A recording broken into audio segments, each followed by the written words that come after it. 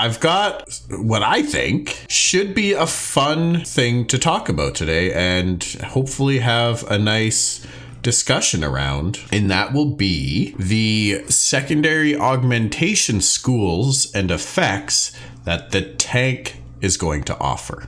So we'll look at, I want to focus on the 3 classes that we have already, that we know about, and talk about the augments that the tank can offer as a general sense, because each class is supposed to offer 4 schools of augment, and then what some of those options might look like on some abilities. Now, I would expect in the end, not every primary ability is going to be able to be augmented by every single augment that's available.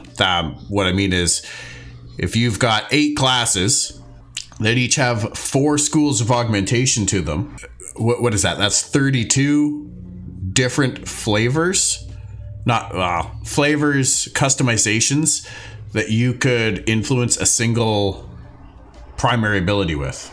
You have to pick one of those 32. I don't know that it's going to apply. Like teleportation might not apply to ultimate defense type thing. So, but ultimate defense could tie into teleportation potentially. We'll have to see. But that's kind of what I want to talk about. Today, I want to focus it from the perspective of what does the tank have to offer and how will that influence the other classes in the game. Where's my handy dandy notepad here? Handy dandy notepad. So I'm going to take some notes on the side here from what we talk about. But what I really want to focus on right now is the tanks, what the tank is going to offer for secondary augments. Now, the first step, of course, is having an idea of what the 4 schools of augmentation are going to be that the tank's going to offer, right? So looking at it, threat feels like one for sure that could be an augment. Are you going to want threat on a lot of your other classes? Yeah, probably not. I don't know if you want your mage to be generating a ton of threat. In some cases, perhaps, especially if you need to kite something around while other damage is being done, then it could be really huge. If you're trying to off tank, absolutely. What's up, Bartik? How you doing, man? Good to see you. But yeah, if you're trying to off tank something, if you're a summoner and you want to augment, if your big focus is building up your tank summon, then maybe you want to put some threat or mitigation type augments into that pet and its abilities as well, so it can hold aggro better, and its defensive capabilities might be enhanced through, say, mitigation augments, being the types of tank: control, mitigation, and shield tanks. I could see control or like a crowd control type effect being a thing. Absolutely. I don't know what you mean by shield though. As a school of augment that it can add, a lot of builds could use shield augment. So like a block chance augment kind of idea. I think of mitigation as in there's just like your ability to reduce the amount of damage coming in for a shield offhand. Would that get into weapon abilities now? Shield and block. I feel like the two are kind of synonymous in that aspect. No, we haven't. But this is... These augments are only supposed to be applied to your primary archetype's primary abilities, not passives, like just the active abilities is my understanding of it anyway. They will cost skill points, so that's going to make it even more interesting in how you choose to build out your character. I'll be curious to see in the end how many skill points it requires to like max out everything versus how many we get, just to get an idea of how much you can actually build in your character out and how focused or niche it actually will be. Oh yes, that's the other big question I have. That's a big question I have for the devs. When you choose a school of augmentation for one ability, are you now pigeonholed to that school for all of your augments? Or can you mix and match from one skill to the next? Yeah, there's evasion, there's crowd control, and there's shield block. Those are the 3 types of tanks, yes. I think you're going to have to pick and choose really hard, yes. Especially between you already have the 3 skill trees. Then you get to pick which abilities you want. And you can choose to skill up those abilities. And then you can choose augments and skill up those augments. I would expect you can apply different schools. That would be my hope. But I'd be really curious to see. Because that could add so much flavor to the class if you get to pick and choose. If you're stuck with one, like if you choose a mage for your augment and you pick teleportation on your fast travel skill, like onslaught for the tank, for example, I don't know that I want to have teleportation in there for lacerate as well, where maybe I would like fire on that one so that it can also burn them as well as make them bleed. Or maybe that would cauterize the wound so it actually wouldn't bleed and it would be counter effective. I don't know.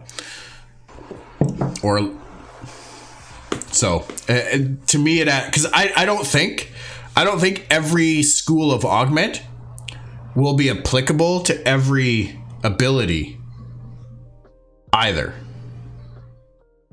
Like we've got 9 abilities for the tank here. To think that the teleportation school from the mage would be applicable to all 9 of these abilities, and this is only the level 1 to 10 skills, there's probably going to be more by the time you hit level 50 that it would be applicable to all of them and modify that skill along with each of the other 32 schools of or 31 other schools of augmentation available to those primary abilities. But you're thinking, so evasion.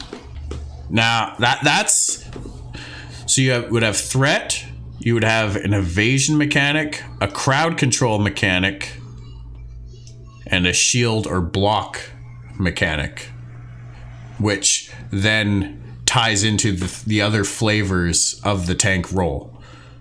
I like that. That really breathes. Because I was honestly beating my head against the wall the last couple days, trying to figure out what other augments would the tank offer. Looking at their abilities and kind of just the tank's focus, which is to control a fight, help mitigate incoming damage, and dictate who is getting hit. So that's threat, that's mitigation through whatever means is most applicable. But then you look at it also from the perspective of that these have to be applied to other active abilities. If we were to let's compare it to, let's say let's look at the mage for a second here, just as a rough idea, or maybe the cleric would be a good one to compare to first, because to me, going tank for example would be a much easier way of applying these augments, because you can pretty much look at the schools that we suspect are going to be available and compare it to what that primary ability already does innately. For the tank, pretty much anything can generate additional threat. Whether it's on contact with the target in the case of an offensive ability, or even something like ultimate defense, which just beefs up you and your party members' defense. Maybe adding threat to it gives you now receive a portion or some of I'm sorry guys, words are hard. I have it in my head. A little bit of the threat generated by the party members affected by ultimate defense is given to you. So you could cast that at the start of the fight, or during a moment of the fight when the boss is about to enrage and your team really needs to pump. You cast Ultimate Defense, and not only is everybody else going to take less damage, including yourself, but they're going to add to your threat while reducing their threat. That to me is a huge potential move for a tank for a Guardian. So I could see threat being applicable in any of these as a school of augmentation. It's a really easy one, I feel. Just increase the amount of threat that this ability generates. That can apply to the mage. That can apply to the cleric. It could also be go in the opposite direction of that it reduces the amount of threat that ability generates. So it could be taken as a means of, hey, I just really want to be able to pump and not have to worry about pulling aggro. So I'm going to put a threat augment on my main spam, my biggest damaging ability. So for the mage, for example, that could be your fireball, right? You put threat on fireball, and maybe it doesn't increase the threat that fireball generates. Maybe it reduces the threat that fireball generates. So I like, same with heals for a cleric. That could be absolutely huge. So you can just sit there for your main tank healer who's just spamming heals. That could be a really, really big thing too. Too much coffee? I haven't even finished my cup yet. It might not be enough. Or maybe it's just me and my brain. It's hard to say. I think that's a really easy one to apply as a school of augmentation, is threat. And depending on the ability and the class, having it do more threat or less threat on that primary ability would be great. How you do it on a move like teleportation or just a simple movement ability like that, maybe it's just simply not applicable there, or maybe it reduces the amount of threat that you generate for a period of time. Maybe it lowers the current threat you have on any monsters that are attacking you by X%. So even there, I feel it's applicable, right? You could put it on Blink, and it just drops 50% of the threat, or all of the threat, from monsters that are attacking you, as long as there's another target nearby for them to go after. Obviously, if you're the only target that they're fighting, then I don't know. I don't know if that would matter as much, but it could be really good for a group dynamic. All right.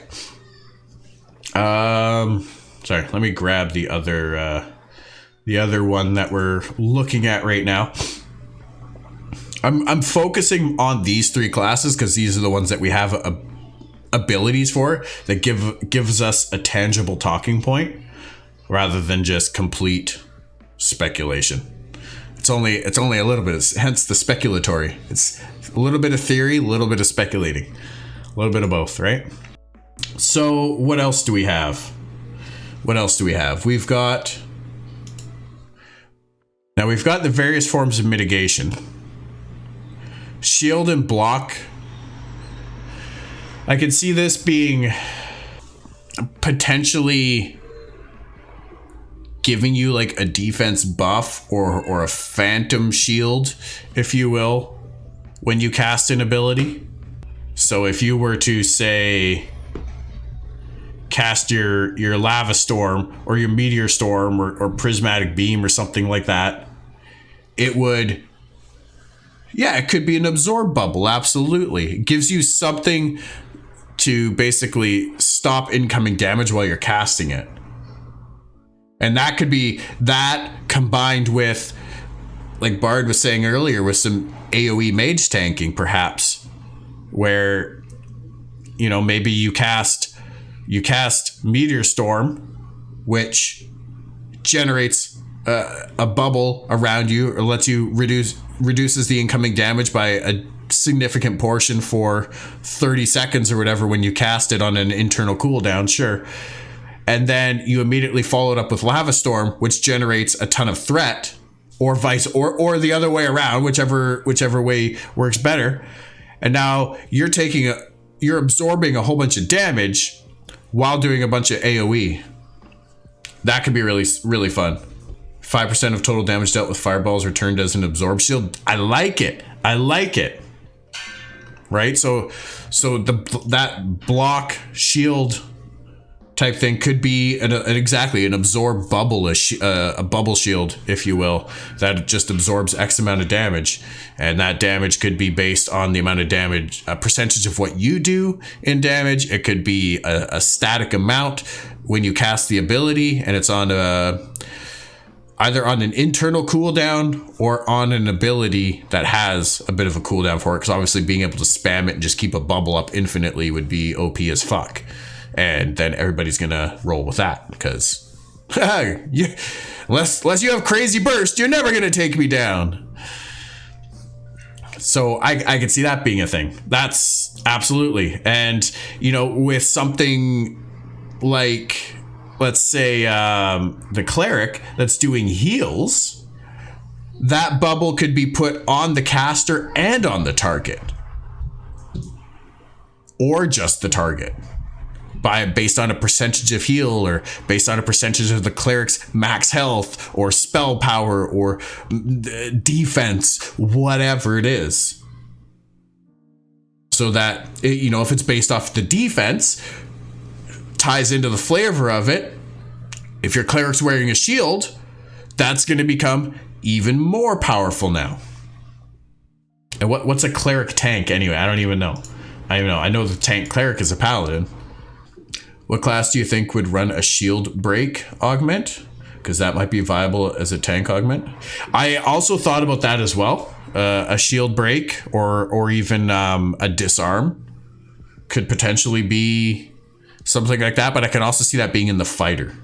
And a shield break augment would be amazing for rogues, would be amazing for fighters, would be awesome for tanks. Pretty much any class that does melee damage, especially as a primary ability, a way to shield break or ignore defense in any way, shape, or form is a huge damage increase, typically. Combine mitigation shielding and add in shield break. I like that. So basically just like total shield manipulation. Or defense manipulation. Maybe I'll do shield block, shield, bubble, block, shield break. I like that. I see disarm and rogue or fighter. Yeah. 100%, ladies and gentlemen. I like it. All right, so that makes a cool one for this. I like the shield bubble. The threat seems good. Now, evasion, if we wanted to go that route. And like shield break, this could be tied to anything too. Like it doesn't have to be only on a physical DPS. It would benefit the physical DPS more, but maybe you have this on a ranged ability like a ranger or another caster. That is an inherent part of that, so you can keep the shield break up to boost up your party's damage. Okay, I see what you're saying. Yeah, there is only 4. Hard to say what it's going to be. I really think that some form of mitigation will be an augment, whether that's a bubble, whether that's extra chance to dodge or avoid damage or parry, or just increase your defense to just be able to absorb more, or maybe even increase your max health. There might be abilities that increase your max health. Crowd control, I can see a sense of crowd control because of controlling the battlefield, but that could be super OP or really, really lackluster depending on how intertwined diminishing returns is with different types of crowd control. So you've got knockdowns, you've got stuns, you've got freezing, let's call it rooting in general, regardless of how the feet are tied up, they're tied up. So you've got several different things there. If they all kind of share a diminishing return, having a crowd control effect like that on your abilities might prove to be lackluster and detrimental. if when that element of control is kind of taken away from you because it's passively happening on multiple abilities, you might trigger max diminishing returns, and then when you really need a CC, it's now not available to you. So I could actually see that being detrimental, but that's risk versus reward. That's player agency. You don't, just because it's an option doesn't mean you have to build your character that way. Some people might prefer it that way, some might not. In PvP, I think it would be a really bad idea. In PvE, I think it would probably be a really good idea, especially for AoE groups. Because by the time those diminishing returns really kick in, hopefully everything's dead. Yeah, having people shield break would be super awesome. I was watching a video yesterday. I think it was Zillin interviewing Wolfheart FPS, and they were talking about an idea where based on your position around the enemy or the boss, if you were to like do an exposed armor or a shield break or something like that, it would really only affect that area. So if you're fighting a dragon, let's say, and you're on its flank fighting between the legs kind of thing, and you do an exposed armor on the rib cage, it doesn't apply to the boss as a whole. Positionally, you need to move over to that side to take advantage of that broken armor or that shield break, right?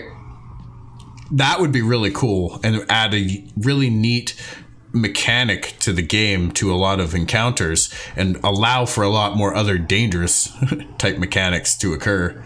That, you know, after 10 seconds, when the armor break wears off, now the boss kind of turns that way and does a huge bit of damage, because it's like, hey, you guys are hurting me, I need to deal with this, you know. So you need to get out of there and not stay standing there doing your damage for too long, or you're gonna get dead. I've seen that in some games where you see their armor breaking off. That would be one of those systems where it would be cool, but a big time sink. I think it would be a bit much to chew off. A comparison I saw was to actually, it might have been in Narc's video, to Monster Hunter World, but that is kind of how that game is designed, is to be able to damage parts of monsters and basically make it so they can't do certain things anymore, because, hey, you can't fly if I've destroyed your wings. That's kind of how that game is built, right? That's the engine behind it. Whereas in Ashes, I don't think if it was bad, the game would tank. Yeah, absolutely. That was a fundamental aspect of that game that made it what it is. And I don't think something like that would fit in an MMORPG, especially not Ashes. But it would be cool to see really toned down versions of that. Not so much that it disables parts of the boss, but maybe that, yes, an exposed armor only has an effect in the area where that ability was cast, not the whole boss. Especially when the boss is a fucking giant to you. Back on track here. A shield bubble or block. This could easily be added to, again, I think pretty much any ability from the 3 classes that we're looking at, depending on how you wanted to flavor it, whether it's an absorb bubble, whether it's if you're wearing a shield, it increases your block chance. If you're not wearing a shield, then why would you spec into it? Kind of thing. Just basic mitigation through physical means, let's say. Now, if we were to look at, let's say, the evasion parrying side of things, it could increase your dodge chance for a brief period of time. I can see this being really good for your movement abilities.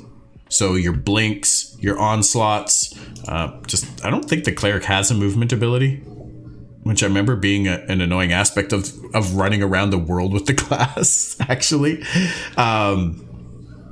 But you could, when you get to your destination, you now have X% chance to dodge for 5 seconds. Or 10 seconds, right? So you could charge into a group of enemies with onslaught and knock everything down, do a bunch of damage, generate some threat. And at the same time, if something was immune to the knockdown or didn't get knocked down, when they go to hit you, chances are they're going to miss, so that you're not just going to charge into something and get one shot super easily, but it gives the rest of your team a chance to kind of catch up within range if they're not already, and for your healer to start to pre-heal to be able to absorb that hit while you're in transit. So I can see dodge being really good for something like that. Having a chance to dodge, or like how else would you put that on an ability? Like if you were going to put that on, say, Divine Censure or Castigation or Fireball, would it maybe, instead of increasing your chance to evade or dodge, would it reduce the enemy's chance to hit you? It could be a debuff on the enemy rather than a buff on yourself, depending on the ability that it's being augmented on. We could also see it just lower the amount of damage that player does, or that NPC does, for X amount of time. To put it on, like, I don't know if it would be, if you put it on something like Hallowed Ground, does it give everybody who's in the circle an increased chance to dodge, potentially, or just reduce incoming damage by a certain percent? Could be a debuff, but only effect, you think, if we see any group effect debuffs on bosses, I think it would need to come from the Bard. I think you're gonna see. I think you're gonna like it. When we talk about debuffs, we're talking not so much like a damage over time effect, like a bleed or a burn, but simply reducing the boss's ability to perform its actions.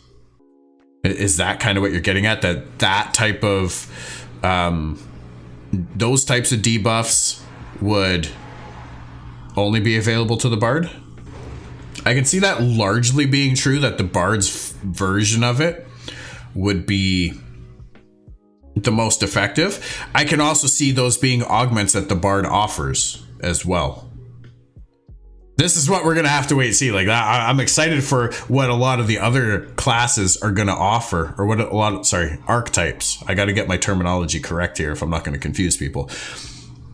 What a lot of the other archetypes are going to offer. Cleric hits boss equal reduced damage to you only. Bard hits boss equal reduced damage to whole group. Okay. I can see that. I would think in that sense, then you wouldn't want to put it as a debuff on the boss. It would be a buff on yourself to take less damage. Because if you put a debuff on the boss, on a something that your whole party or raid is targeting and battling, that debuff is going to show up for everyone to see, and there's no point to see it if it doesn't affect them in any way, shape, or form. If that makes any sense, if it's unable to affect them, to buffer the whole group, it takes away from some viability of the Bard. I think the Bard should ultimately have the most powerful version of it, right? So, yo Naba, what's shaking, dude? How you doing? Good to see you. If you're the cleric and you cast an ability on it, and it, through the augment, now that target does reduce damage. Let's say it does 2% less damage. If the Bard sings a song, one of its primary abilities, to reduce the amount of damage that the enemies are doing, let's say it does it by 4% instead. So the Bard's is stronger, will override what the other class does, so that it's not replacing the Bard's viability. I totally get, because that is something you have to be really careful about with the augmentation system as a whole. I feel is not making it so that one class can now replace another, and that means that the difference in the power of the primary ability versus the power of an augmented ability needs to be significant enough that it's not just kind of forgotten about. Now, as gear and level gets higher and the content does not get any harder, you're going to be able to eventually get to a point where, yes, you can start to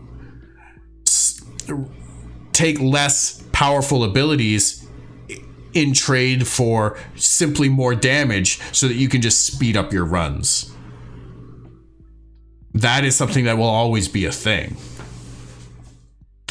Sitting in class working on homework. Hey, good luck. Good luck with the homework, sir.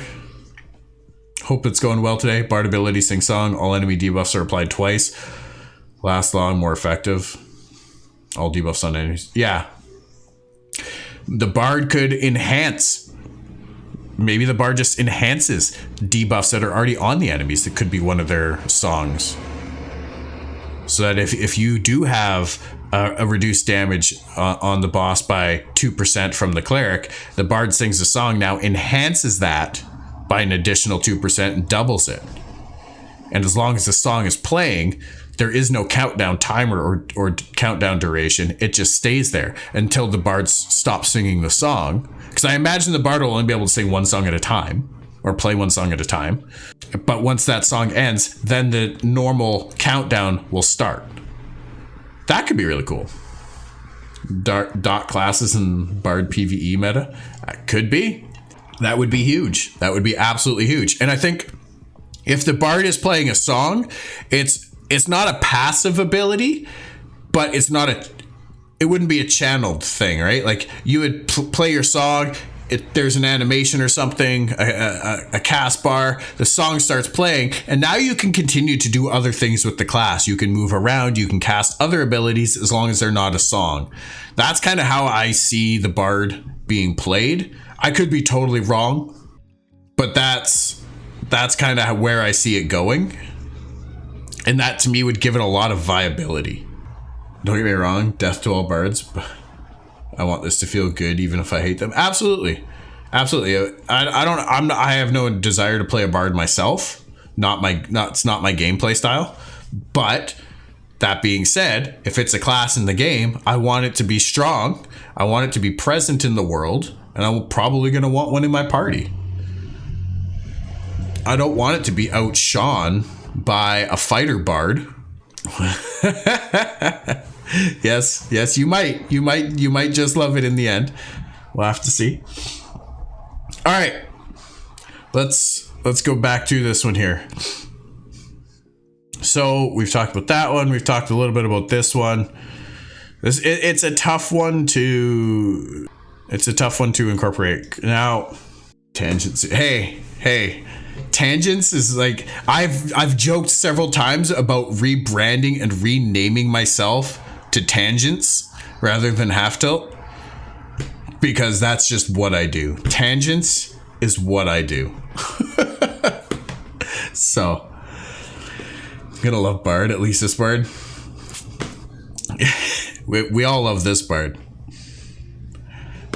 Half Tilt is gold. All right, appreciate it. So, crowd control. Now, crowd control from a tank perspective, I see as knockdown.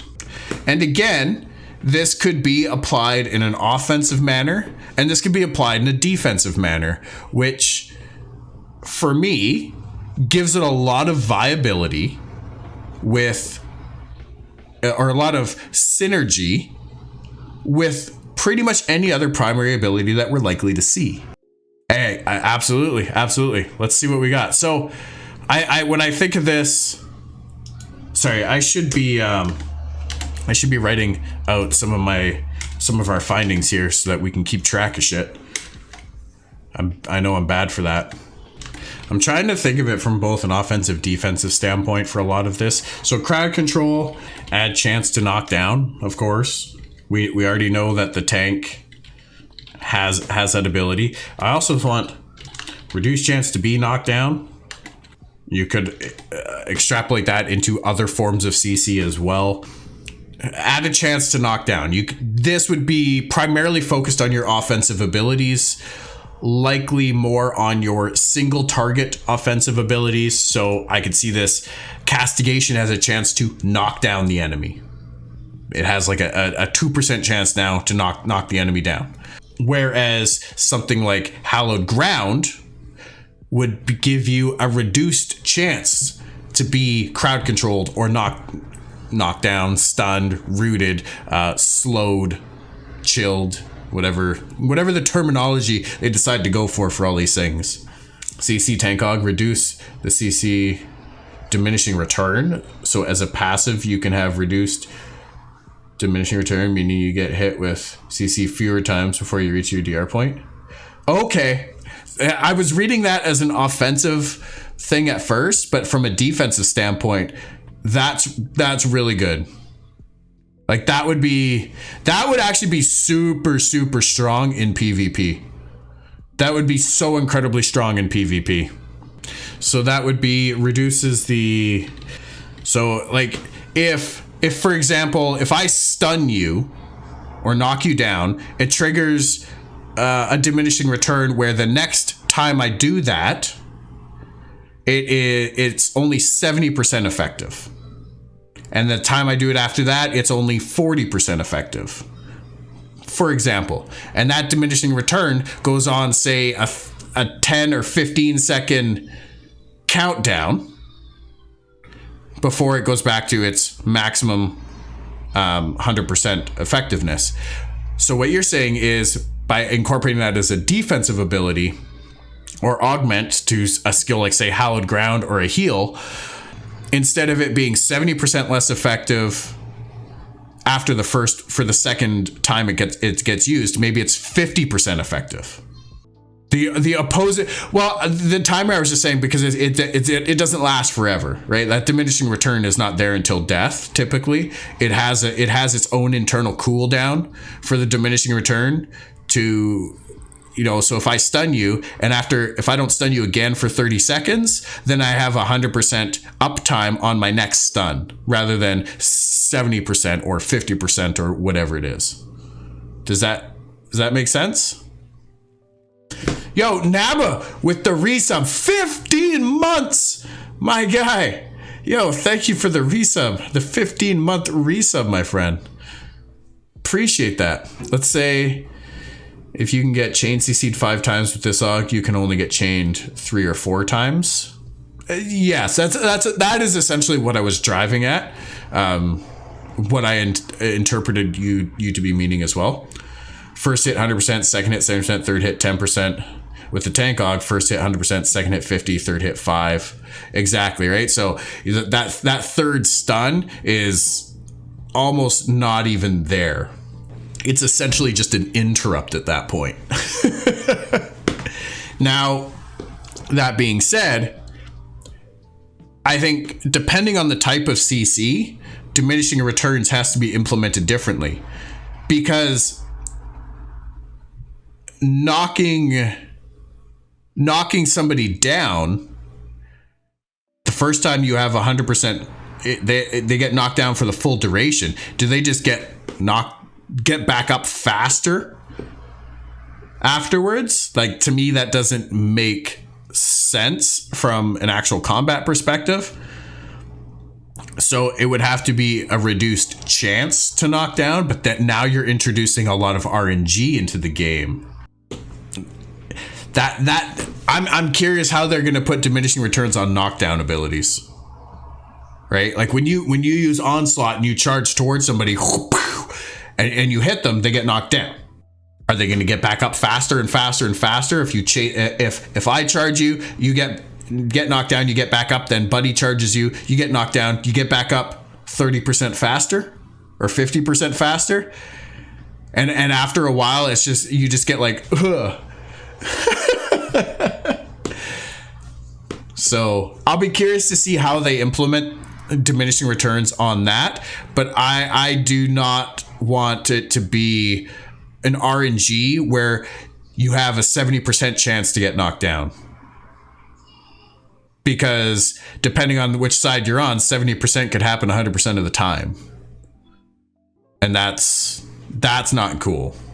That becomes really OP then, or really lackluster. And I would hate to see fights determined by chance. That knockdown could be extremely strategic, and if it is not a guarantee, if it's not at 100% and it doesn't trigger, or it does trigger when it shouldn't, that could be game changing. 100% stuns or CCs last 3 seconds. I get knocked down, but I get back up again. They're never gonna keep me down. I know my Chumbawamba. You're not following, explaining it. Okay. So in terms of knockdown diminishing returns, to open the fight, I charge you. You get knocked down. 100% chance for that to happen, right? And 100% chance, or sorry, you will be knocked down for 100% of the time. So let's say, yeah, it's a 3 seconds animation of you getting knocked down, getting back up on your feet, getting control of your character again. 3 seconds. So now let's say we're in a group combat scenario. Next guy charges you right after you get back up again, knocks you down because it's a guaranteed knockdown. And then you have, now because of diminishing returns, it's only 70% effective. So you get up 30% faster. So you get up in 2 seconds instead of 3 seconds. Let's say a third person charges you, and now you get up in 1 second. Like that's just really speeding up the animation of you getting back up. Is effectively how the diminishing return takes effect. Seems a little off-putting to me. The flip side that I see to that is I charge you the first time, 100% chance to knock you down. You get knocked down. The second person charges you. Now they have a 70% chance to knock you down, which means they have a 30% chance to not have an effect. That now becomes an RNG. And then the third person comes at you, and let's say they do have only a 10% chance to knock you down, and they do knock you down. That feels bad, man. And that sucks. You know, that third charge where you have a 10% chance to get knocked down and you do get knocked down is when that happens, and it will happen, feels really shitty, especially if you're the person who's getting knocked down like that. And if that's a deciding factor in the outcome of that battle, that's even more salt in the wound. Chances are if you're getting charged by 3 tanks, unless you've got good backup, you're dead anyway, so it doesn't matter. But so just damage and not guaranteed CC. Yeah, that would be one way. Like for things like stuns, freezes, roots, and chill effects or slows, it's really easy to implement diminishing returns by reducing the amount of time that effect is applied on you until it simply has no effect on you whatsoever, because now it's a 0% thing until that 30-second or minute or whatever that internal cooldown for diminishing returns resets. I'm curious how they're going to implement it, and it'll be a thing that we test and give feedback on, and hopefully as a whole, community and studio combined will make it a good system. But knockdown could be very OP that way. Very, very OP. Because I think, in a way, Javelin also had that effect, right? Where it knocked you down. So, you know, you can charge somebody, knock them down, cast the Javelin, knock them down, cast a Shockwave, knock them down. You don't even need 3 tanks to charge at you one after the other to chain CC you into knockdowns. You can do it yourself. Keep CC chaining the way it is. Yeah, exactly. That's how you take down a 40k HP studio boss, right? But that's going to be a real concern for sure. How that gets implemented is going to be important. Now, let's go. Are there any other thoughts on any of that? Let's clean this up a little bit here. What about positional effects to stun? How do you mean? Like if you're behind your opponent, you have a better chance to stun them. It won't be as stunned to be charged from the front. That could be a separate chance of RNG that's put in there. Like it's guaranteed to be guaranteed to take effect from behind or the side, but if you charge on the front, there's a chance that it could be parried or dodged, so to speak. That would be an interesting mechanic to it. Again, it does introduce RNG element. Yo, Sir Brats, what's shaking, my guy? How you doing? Whereas from front, it'd take a bit more. Think of a boxing match. You're not stunning your opponent typically on the first shot. Absolutely. Absolutely. But if you get them a little bit off-centered, a little bit disoriented, if you will, and you get that more surprise attack in, it's going to stagger for sure. I could see something being implemented that way. Now, it's pretty normal in MMOs to have positional be important in terms of having a boss's or an NPC's ability to block or dodge or parry, from behind. That's not really a thing. Even in PvP, that typically is true.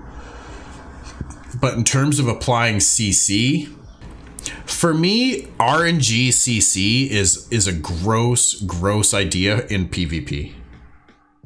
I understand it's going to be there. I understand it's inherent in some abilities that there's a chance to apply this effect. There's a chance to have this effect on your opponent. But it can be gross if RNG is very favorable on one side over another. So I think that has to be careful how they incorporate that. But I like that idea of if you're doing it from the front, it's less likely to succeed. That's awesome. Yeah, don't ever stand behind a dragon. Stand between its legs. Poke it in the ribs. Poke it in the ribs. Pretty sure they'll go with the FF14 route with chain CC. You'll get immunity, so you can't get chained for 10 minutes. Yeah, no, there will be diminishing returns. It's not implemented in the game yet, but there will be. They've talked about it.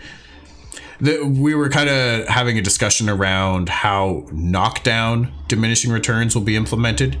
Will it make you get up faster, just speed up the animation? Will it be less chance that you get to be knocked down in follow-up attempts, like RNG based, or will there be some other method of implementing diminishing returns on knockdown effects? So that's a big one. We're also kind of just looking at what augments the tank might offer from their 4 schools. We don't know what the 4 schools are yet. As far as I understand, the mage is the only one that we actually know the 4 schools of augmentation on. But aggro, threat, hate, that I think that's going to be a school. The block or absorb of damage, I think, is going to be a school. The evasion, mitigation, parry, I can see that being a school. Crowd control, shield break potentially, but this could also tie into fighter or rogue as well. Yeah, cleric we know 2, I believe that's right. But if we go look at those ones for a moment here, if we go look at the mage augments, we have teleportation, fire, frost, and lightning. Life and death, yeah. I do want to become famous. Yes. Absolutely. Thank you so much. That's all I've ever wanted, was to become famous. Bye.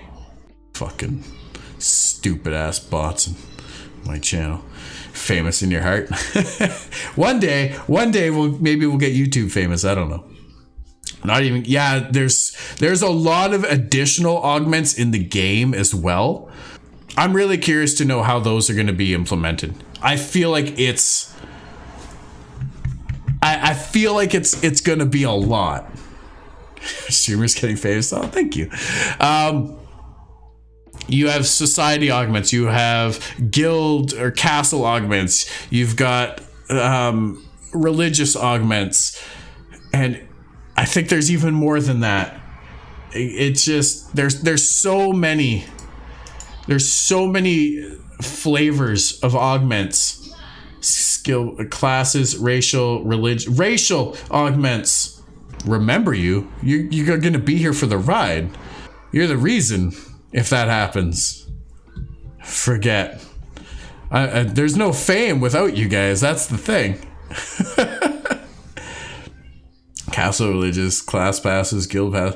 There's so much of that. And are all of those augments also going to require skill points to use? Are they also going to be effective in all areas of combat or only in certain niche aspects? Class augments, yeah, they'll follow your character anywhere and everywhere. Class augments don't have to pertain to in combat abilities. Same with social, same with religious, same with guild.